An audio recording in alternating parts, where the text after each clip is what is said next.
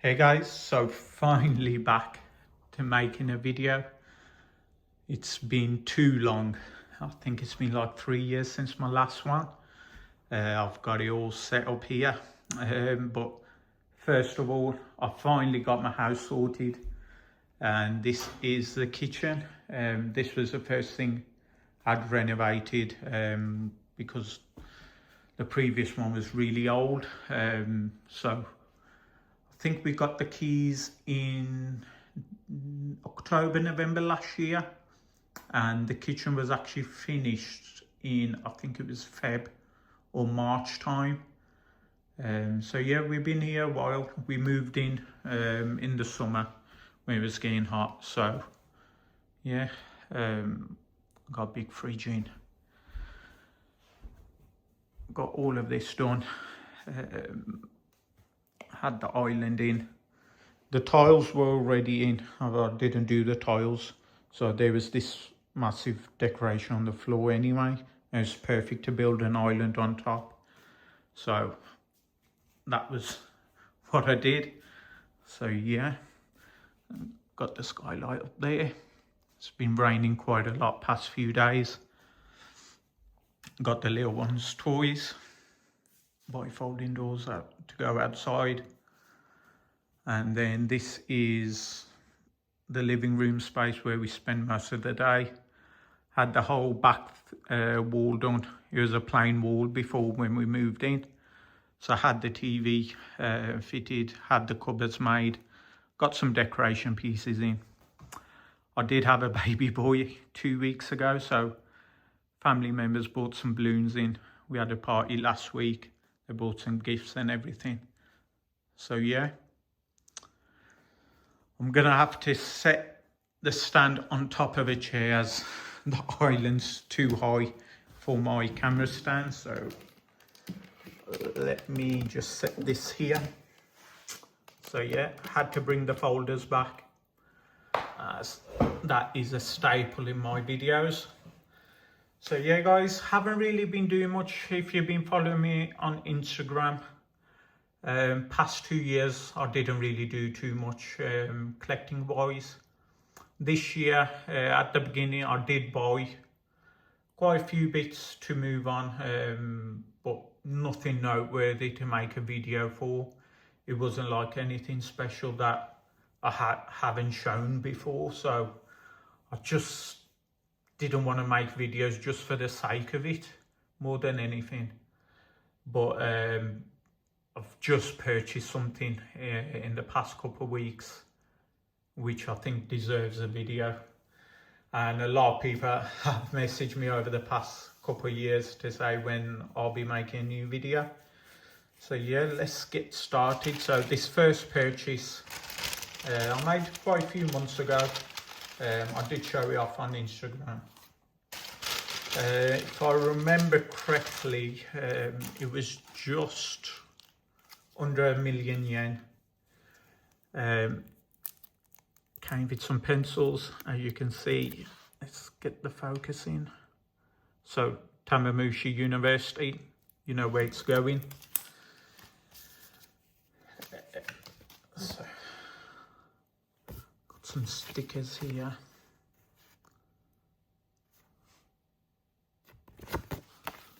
Got the certificate, which is pretty cool. I had this, I think, a decade ago when I bought a Unicarp quite a while back. And then we've got the notebook, and then the card itself. It was £1,000,000 yen. I think it was on Mercari auction. I didn't even know Mercari do auctions. When I told my friend to bid on it, he goes, it's an auction. So I think I just placed £1,000,000 bid, and I did actually win. The card itself is in fairly good condition, not too bad. It had some surface scratches more than anything, but it's pretty clean apart from that. So there we go. I can just catch it just there. It's got this weird thing on here as well, like it's shiny in the middle. Then there is some surface scratches as well. But for the price point, I'm just going to put it in a binder, to be honest, more than anything. Can't get it to focus. There we go. I can get the scratches. No, it's not doing it.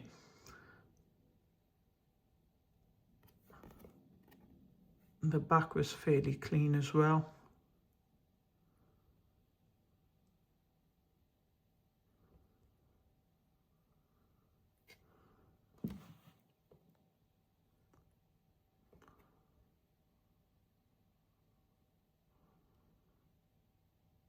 So yeah, not bad for £1,000,000 yen.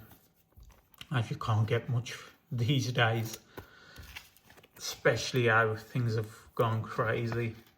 If you have been following me on Instagram, you've probably seen I was buying a lot of English sealed products about the mid-range of the year, just before everything went crazy. So I did get in at the right time. I did buy quite a few good bits. I did sell quite a bit of them to make this purchase happen, which I'll be showing you later on. But first of all, as promised a couple of years ago, I had some heavy base set packs that I wanted to open. I've got a shadowless one and I've got a first edition one. I promise you guys that I would be opening these when I got my house sorted and the time is right. Got my sleeves here, as vintage is going nuts at the moment. I'm hearing of some crazy prices for some base cards. So first of all, shadowless. I don't even know what the trick is, if it's the third card from the back or the fourth. It's been too long since I've opened one. So we'll just go straight from the front.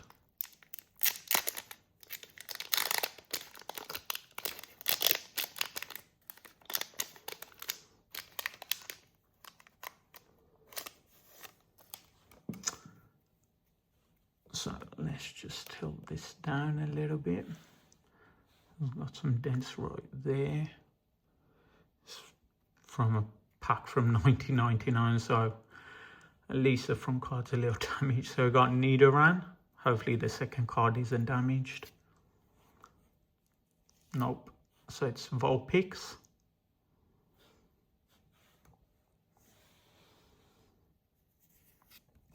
Got Doduo. Got Abra. Got Voltorb. We got Energy. Got another Energy. Got Scoop Up as the rare. So that means there's no holo in this.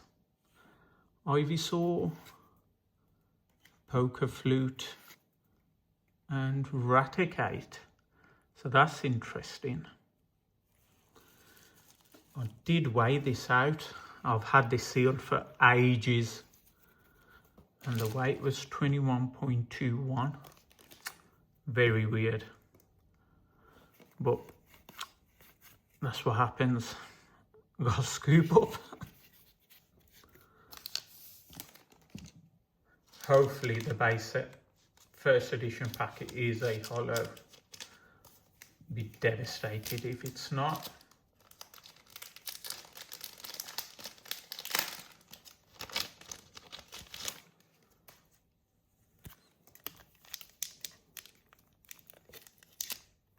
There we go, first edition. This one I think is one of the last packs I bought from Pokeowner, probably 2021, and I've kept it sealed ever since.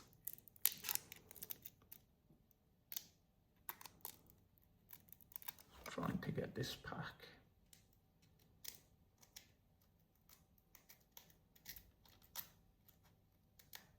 I'm gonna grab a pair of scissors.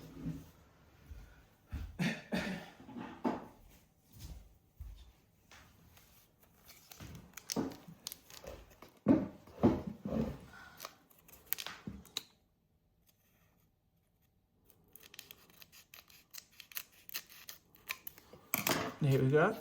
Make things a bit easier. Oops. There we go. So there's the fourth card from the back.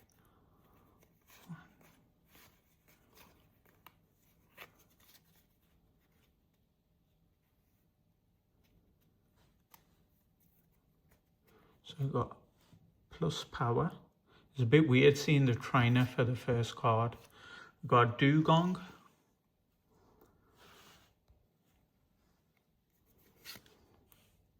Super Potion.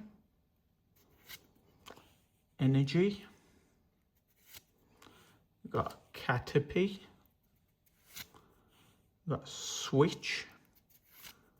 We've got Vulpix.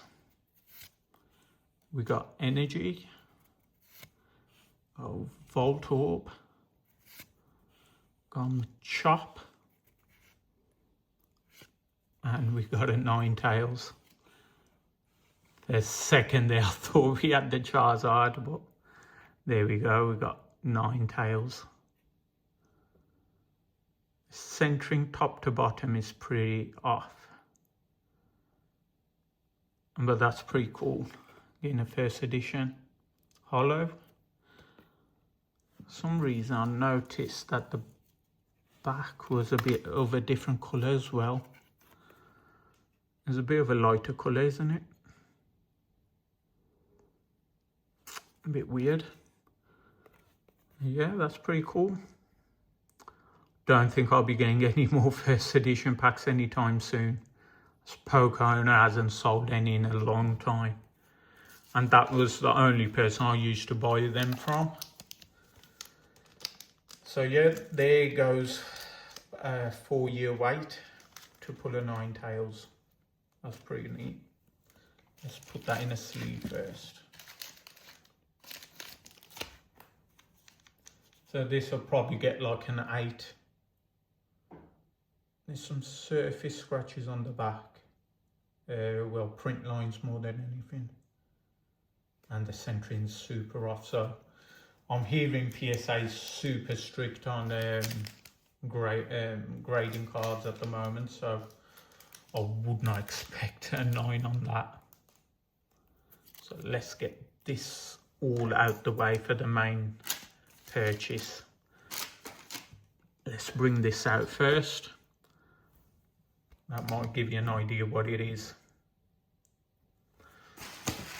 So this item I've known about since 2012. It's been a long time. My friend in Japan who helps me do all my purchases in Japan, he purchased this from Mandrake, which is a online store and auction house in Japan. And this was purchased, like I said, in 2012 for, I think he sent me a photo of it, it was like 90,000 yen. Basically peanuts compared to what I've just paid for it. Mandrake was also the first site I bought my first Pika trophy from, which was the 97 number 3. If you go all the way back to the beginning of my channel, you'll see a video of that. That was back when I was still in university. I think it was 2013 or 2014. And if I remember correctly, I paid about 390,000 yen. About that much. I think it was about £2,000 at the time. In comparison what these cards go for now. It's crazy how things have changed in 10 years. But first of all, so the first item I received was a hat. It's a bit dusty. It does need a clean, but it was sealed. Did get it out the pack, so it has Tournament Champion. I did try it on. It does fit, so this is a very cool piece that I will be wearing. So that's the first item. The next item is a jacket. So it's a winner's jacket. You probably see a photo of this in the Pokemon Silver Bible. I've not opened this as of yet. As you can see, the tape is still the same it was in 1998. So yeah, I'm not sure what size it is or what it is, but I'll probably open this soon. I'll post a photo on Instagram of it.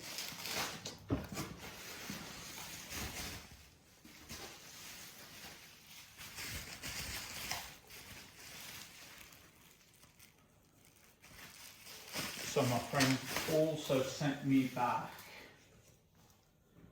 one of those pieces that I got made from China to hold a card in there with a original front piece. I gifted him this when I had those pieces made because he had a certain card which deserved to be displayed. So glad to have one of these back, because I think I had 5 made, I'd given 3 away and I damaged one, so I only actually had one of those left. Next up, we've got some paperwork from when the card was given out.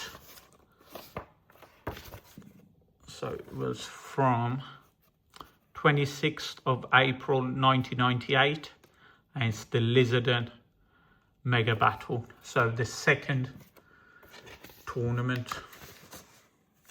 Just got some. I'll probably get this translated. I'll post a photo on Instagram. So yeah, I think this is a rule book. Yeah.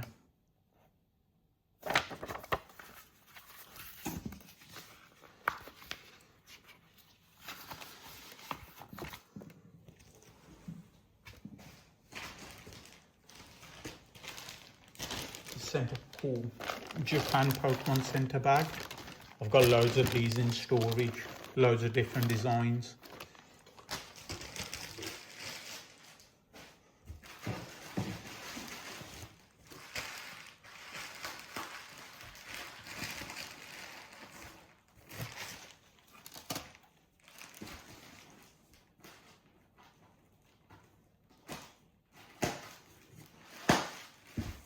Didn't open everything, so a couple items are still sealed. Give me 1 second.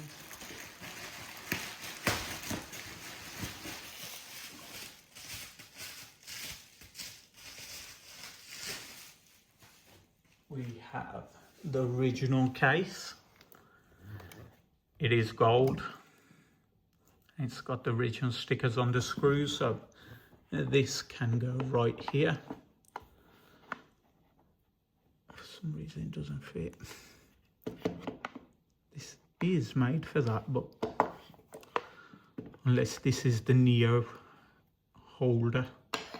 I had quite a few of these with trophy cards that I purchased, so I think this one might be a Neo one and not the original one.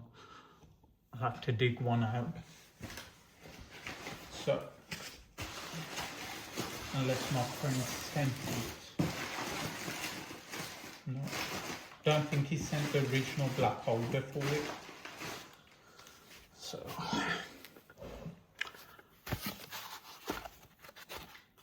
yeah, it's upside down. So I had one of these cases because I purchased one for my number 2 girl, which is on display at the moment. So I had to crack another one out for this one. So get this card out first.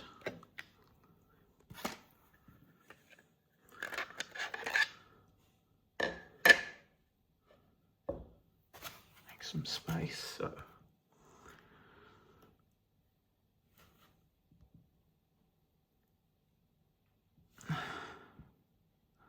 So here's the back of it.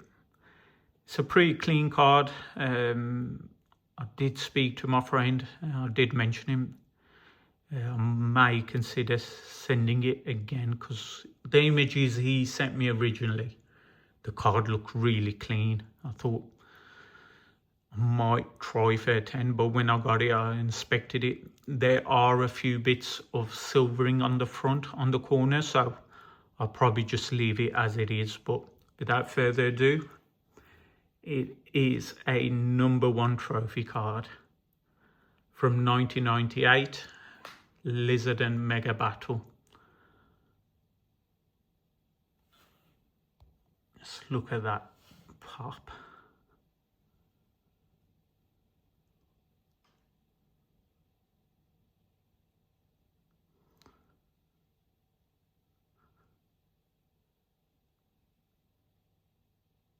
It's amazing. As mentioned, there is a bit of silvering just right there in the corner. So I'm not sure how that might affect it, because if you remember the PSA 10 that I graded, that was from the third tournament, and that did have quite a few flaws itself. It had a print line running right at the back, right there, and it did have some silvering at the top corner as well, if I remember correctly. But for whatever reason, I got lucky and got a 10 on it. But with how PSA are currently, I'm not going to waste $10,000 for the grading fee, just in the hopes for them to say no and still charge me. So I'm still super happy to be able to own this. My friend, as I mentioned, he's owned this since 2012. I went through some old emails. I think it was 2015. I'm going to post this on Instagram. And he offered me the card for $6,000 at the time. Which, thinking about it right now, is a steal. But even back then, 2015, you're talking an Illustrator PSA 9 would probably cost you $10,000. I think 2015, 2016 even dropped to like $7,000, $8,000 an Illustrator. And at that time, we still thought of it as being a card with only 20 odd copies. So yeah, I just couldn't justify it at the time. I did have quite a lot of bits that I could have sold to purchase this, but I just couldn't justify it at the time. For some reason, it's just not focusing, is it? The video cut out for some reason, so I'll probably have to merge it together.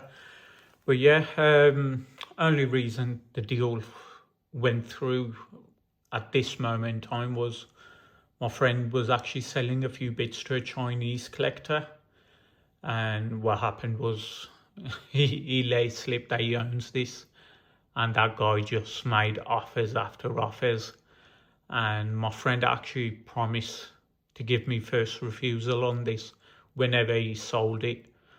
So I was in two minds. Should I keep all the sealed stuff that I had? Because if I keep it long term, I would have done just fine, but I was getting to a point where it was like 600, 700K's worth of sealed product. Should I liquidate a bit and get into something else? And my friend Coop, who was, I promised him I'll do the video with him. He could have opened a base pack, and but with the little one, I told him the only time I'm going to get is probably recording at midnight. And what Coop said to me swayed me a bit. Like, if you're not enjoying something, there's no point collecting, is there? And having sealed products stuffed in a warehouse, in a room, it's not really enjoyable. It is an investment end of the day, but there's no enjoyment to it. So yeah, I had to go for this. So I told my friend. He gave me, I think, a little bit of a discount from what offer he received from the guy in China. So I'm really thankful to my friend to keep his word and give me first refuse on. Of course, I didn't refuse to purchase this. So just have a look at that. I did put, not sure if you can tell, there's a bit of an extra layer on top. It's not a sleeve, it's one of those UV protections, as I'm going to display on the shelf. And I don't want this to fade, as there's no fading on this. As mentioned previously, those reds, those pink cheeks, that tongue, that's what fades first. So you can tell this hasn't seen any daylight in a long time. The gold just pops on these so much. I'm still waiting for a chance to buy a number 2. I've owned multiple copies of the number 3, and this is the second number 1 I've owned as well. But I'm still waiting for my first number 2 original Pika trophy. That is one card I still want to buy. If it'll happen, I'm not sure, but this deal, I had to go with it because it comes with all the accessories, and you never actually see something like this ever pop up. There's loads of extra copies available. At the moment, I think it's on Heritage. There is a Pika number 1 in PSA 9 second tournament, and it comes with the original case as well. That's up for auction. I think it's $25,000 above what I paid at the moment. So, and there's still a week left, so it might go higher. I was speaking to a friend in Asia. He actually sold a number 1 also with the accessories, but his was a third tournament. Instead of the jacket, I think they came with a t-shirt. I think it's a white t-shirt. I won't mention the price, as I'm not sure if he wants to, but it was considerably higher. It's midnight at the moment, so my words aren't coming out. So yeah, and another friend in Singapore recently bought a number 1. It was closer to what I paid, but his was a PSA 9 too, but with no accessories. So yeah, guys, don't think I'll be making another video anytime soon. Don't think I'll be making any big purchases worthy of a video. This channel, the only reason I did the videos was to show rare cards. If you go back, I think my first video was 2012, 2011. I'm not 100% sure.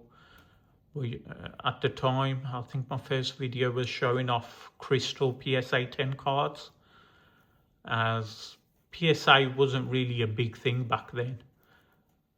You could probably count on one hand all the big collectors in the world at that time who were collecting rare cards or actually knew what they were talking about. We had a lot of misinformation at the time, but over time we have gotten to know actual numbers for the cards. Then we had all the extra copies come on the market and stuff. But even though I think this channel is probably the best place to see some of the rarest cards. There's only a handful of cards I've probably never owned, like the number 2 Pika, 2007 Champions League card. That's another one I've never owned. Snap Magic Carp. I've actually seen that when my friend Dubsy owned it, but I've not had the chance to show it on this channel, nor the Pikachu. But you can see all the other snap cards. So yeah, I'm not one of those people who's gonna make videos just for the sake of it. So it might be another few years before you see me again, but if you won't follow me on Instagram. I do post on there frequently enough, not so much as of late, but I do try and stay active on that. But yeah, hopefully you enjoyed this video, enjoyed the items that I've shown. Let's grab that nine tails again. So got that nine tails. Probably won't even grade it, to be honest. Probably just leave it for a while as PSA with the tariffs and whatnot. Don't really want to get involved trying to get something sent over, as they're not even accepting international orders. There's a guy here in the UK that everyone trusts. I think it's called Trust Grading, something like that. Haven't had the chance to use him yet, but hopefully I'm thinking about breaking up some of my binder sets and grading all the hollows, all the rare cards, as some of the stuff is just too expensive at the moment. So I might as well capitalize on some of that, and maybe in a year or two I'll be able to buy it back cheaper. But I'm not too fussed. If I can get tens on quite a few of the cards and make some money on it, and then just buy some near mint copies to fill the holes, I'll probably be happy with that. There's no point keeping gem mint copies in the binder with how prices are. Like, I think Web Gengar is one that I checked, and my binder copy is actually mint. I would be surprised if it didn't get a 10. I think that's been selling for $6,000, $7,000, which is just crazy. So yeah, probably get some of those things graded and then sell them, and then just buy some near mint copies. As for the binder, I'm not too fussed. As long as the front's clean, the back doesn't really matter. So that's really it with my collecting journey at the moment. With the house, I had my loft approval from the council, so I've got 3 years to get that done. Because at the moment the house is a 4-bedroom. I've got one of the bedrooms downstairs, and then there's 3 upstairs. But the loft is massive in this house. The only issue is the roof height. So I need to get a brand new roof to get the loft converted. And I've had some quotes. I think it was about £90,000. The only thing is, I have 3 years to do it, but the longer I leave it with inflation, it might go to 100, 110,000. So I might as well get it done as soon as possible. So that's my plans for the next year or so. Don't think we'll be making a video anytime soon. So hopefully you've enjoyed this one, and I'll catch you at some point in the future. Thanks for watching.